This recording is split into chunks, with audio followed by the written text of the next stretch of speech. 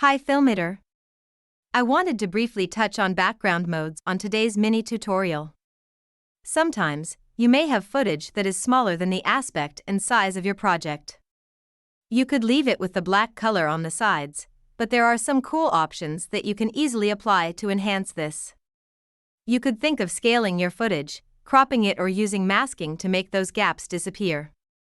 However, I want to show you a quick and easy way to style the gaps that are surrounding any visual element. It's important to go to the last track on your timeline, which is the one sitting at the bottom, and tap on the background mode button. You can either select a color that matches your brand or taste, as you can see on the screen, or go with the blur option, which magically creates a blurred version of the clip that fills all the gaps around it. Filling the gaps on your compositions is just 2 taps away. See you on next video.